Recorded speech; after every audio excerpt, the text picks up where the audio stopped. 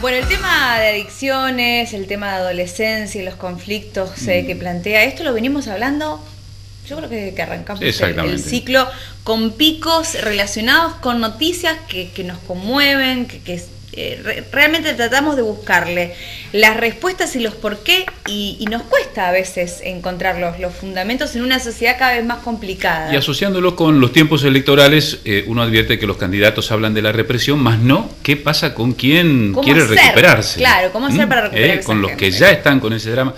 La psicoanalista Elvira Diano va a intentarnos ayudarnos a pensar. Sí. Eso puede ser. Eso puede ser. ¿Por dónde empezamos, Elvira? Buenas noches. Buenas noches. Conversábamos un rato antes de entrar porque la producción me puso al tanto de un tema que los había conmovido. ¿Querés ponerme al tanto? Sí, de este chico de 12 años que fue el disparador, ¿no? Sí. Que ingresó, que fue llevado por que su la mamá. madre fue llevada porque no podía controlarlo. No podía controlarlo y se le encuentra en su mochila estupefacientes, drogas. Uh-huh. Que estaba con... Uno dice 12 años ya adicto. Sí, y una falta de control porque tenía conductas muy agresivas, erráticas, que no podía... Expulsado por la escuela, claro, por lo menos no contenido por la escuela. Entonces dice la mamá, ¿qué hago? Lo llevo a que lo atiendan de un problema de salud que no sabía si era tal. Sí, conversábamos un rato antes, quisiera ubicarlo de este lado, Osvaldo, si me permitís, que a mí me parece que lo que hay que interrogar, porque acá lo asombroso es que es un menor, digamos, se está planteado en esos términos, un niño menor. Me parece que lo primero que hay que interrogar es ese concepto, que es un concepto arbitrario, que es un concepto construido no hace mucho tiempo, porque ¿qué es la infancia? ¿Qué es la adolescencia?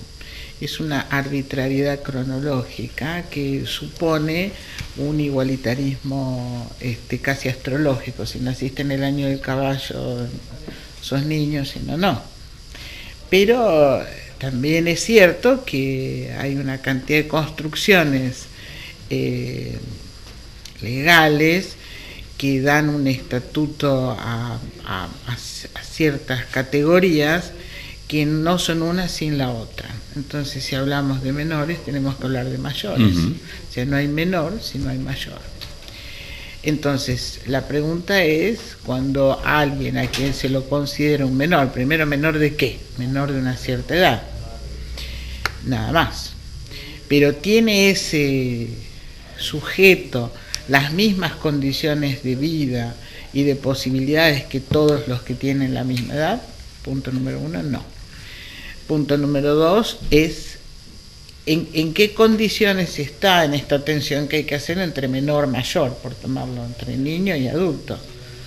¿Dónde están los distintos referentes que en una misma serie, nosotros hablamos de función paterna, tendrían que estar operando? Una madre impotentizada porque ya no sabe qué hacer con su hijo, un sujeto de 12 años, no voy a decir niño, un sujeto de 12 años que hace estallar todos los sistemas que de algún modo pueden alojar desde la educación, desde la salud, desde la seguridad a un sujeto. O sea, sale de la escuela, los servicios de salud, por lo que me han comentado. Y si así no fuera, y para no hablar de este caso, para poder un poco pensar en otros términos. Entonces, digo, me parece que hay algunas cuestiones que están bastante mal ubicadas, porque ¿cómo se va a considerar menor a un sujeto de 12 años cuál es el escándalo de que fume marihuana cuando no hay ningún escándalo de que a los 14 años sea padre y que un sujeto femenino a los 13 años sea madre y que se vayan a vivir solos? Entonces, me parece que hay que ubicar las cosas en otros términos, no volver a hacer escándalos por la droga y no ubicar las otras cuestiones sociales que sí, vos decías recién, te escuchaba decir complicada, es una palabra muy amable. Uh-huh. Yo creo que está en vías de desintegración, digamos, porque lo que se han roto son son todas las cuestiones simbólicas, que hace que nos cuidan. Las cuestiones simbólicas están construidas con todas sus fallas y sus dificultades, nos cuidan de ese real sin ley, de ese pulsional desatado que nos sorprende permanentemente. O sea, que está mal que nosotros pensemos, a ver, Elvira, perdón que te interrumpa, ¿no? Por favor. Que pensemos que un chico de 12 años tiene que vivir su edad y no adultizarlo. ¿Está mal? Sí. ¿Por qué estaría mal?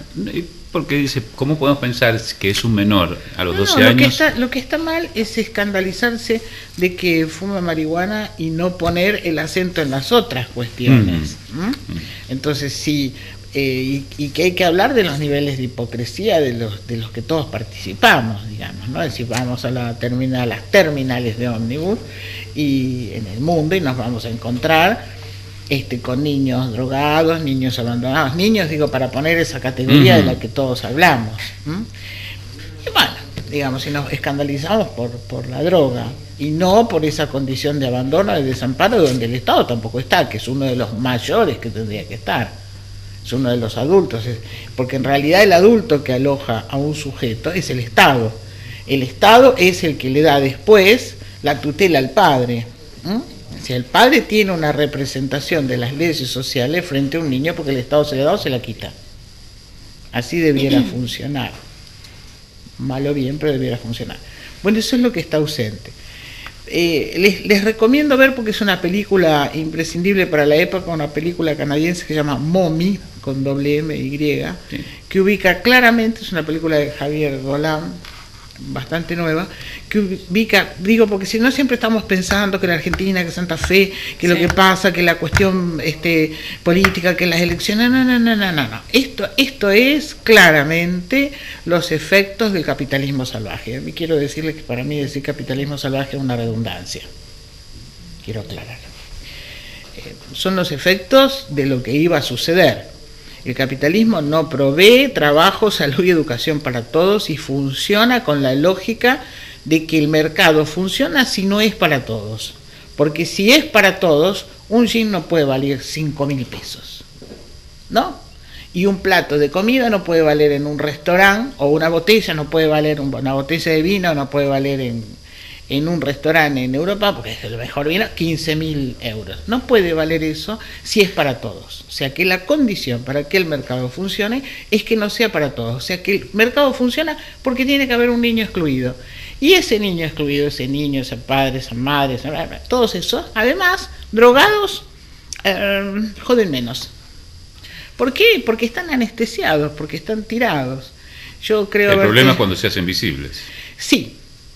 Están no solo invisibilizados, sino de alguna manera adormecidos por la droga. Y yo creo haberte comentado que además de ser la responsable del dispositivo de toxicomanías y alcoholismo de la Escuela de la Orientación Lacaniana, yo pertenezco a la Asociación Mundial de Psicoanálisis, estoy en el Observatorio de la Federación Americana del Psicoanálisis de la Orientación Lacaniana, el Observatorio sobre Toxicomanías. Acabamos de hacer un informe que está en las redes, es accesible, donde hemos estado investigando estas cuestiones para poder ubicarlas donde van.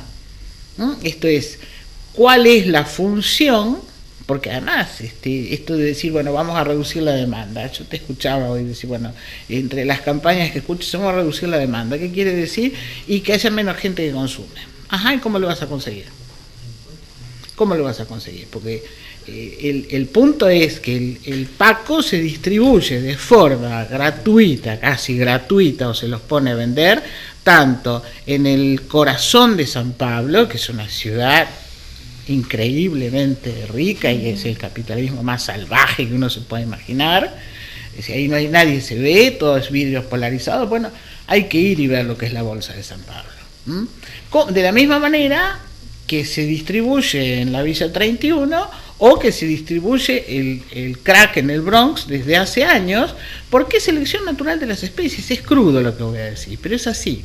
Entonces hay ciertos niveles de hipocresía donde, bueno, todos decimos, sí, están los pobres, no querrán trabajar. Bueno, pero lo que pasa, a ver.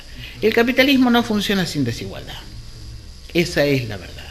Y por otra parte, bueno, a estos desigualados a estos desigualados, o se los mete presos o se los droga, o se los droga y se los mete presos, ¿no?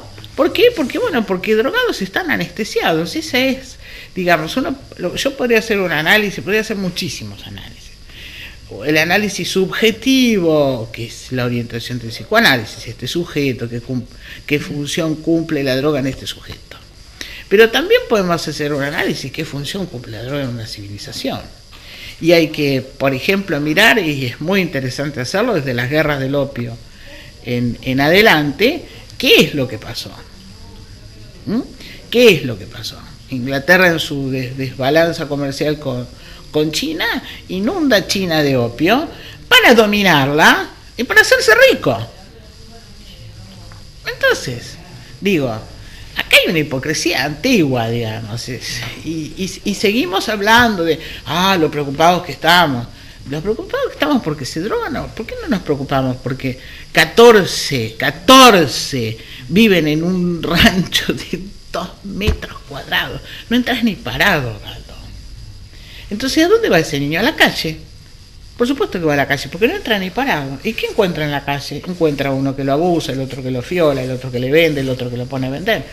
Entonces, digo, me parece que ubicar en el centro de la cuestión social el tema de las drogas es errarle al análisis.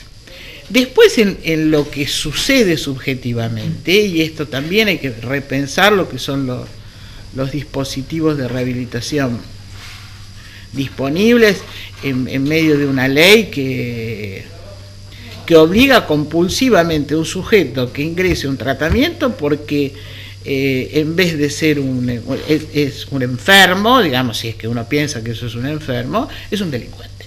Es una ley que hay que mirar bien desde qué época viene. Son temas muy interesantes, muy difíciles de hablar en estos últimos 15 días, porque no me gustaría para nada entrar en esa polémica. Perdón, Elvira, de hecho, no tenemos mucho tiempo para hablarlo, pero hablando de hipocresías, ¿a cuánta gente le preocupa ese chico con una adicción relacionado en realidad a lo que le preocupa de una integridad de su familia, de algún caso de violencia? No porque le preocupe el chico en sí, sino que le preocupa la consecuencia que puede generar ese chico drogado o no, comercializando droga en la calle y bueno, y toda la cadena de violencia. No, claramente, total. Ya está, digamos. La preocupación es que no me robe la cartera en el semáforo. Esa es la preocupación. Y totalmente. Bueno, es lo que hay que sincerar. Pero hablando de los sistemas de rehabilitación también hay que ser claros. Porque a un sujeto no se le puede decir, usted tiene que dejar de consumir esa sustancia que a mí me molesta que usted la consume. No, me molesta porque por razones morales, no se sabe bien por qué. Porque en la medida en que ese sujeto... Además no se sabe si la peligrosidad, la supuesta peligrosidad, hay un maldito artículo 14 de la ley que es espeluznante, la supuesta peligrosidad de un sujeto en estado de intoxicación es lo que hace que él tenga que entrar a un tratamiento. Si es la peligrosidad para él, para los demás. En primer lugar, ¿por qué obligarlo a un tratamiento? Y por otra parte, ¿qué opciones para ese sujeto? Porque además, por otra parte, hay también una mirada devastadora sobre los sujetos que consumen, que dejan de hacerlo, pero después no consiguen trabajo. O sea, ¿a dónde vuelve alguien que deja de inhalar pegamentos? Sí. Después de haber dejado de hacerlo? Vuelve a la terminal, ¿no? Sin embargo, no es el único marco en el que hay que pensar. También hay que pensar en los otros sectores que consumen, pero el tema de ser hoy. Elvira, muchas gracias por estar esta noche con nosotros. Podríamos estar charlando horas en realidad, pero bueno, por lo menos empezamos a desandar este camino, exactamente. Más vale de a poco. Gracias por invitarme. Gracias a vos. Hacemos una pausa, enseguida volvemos.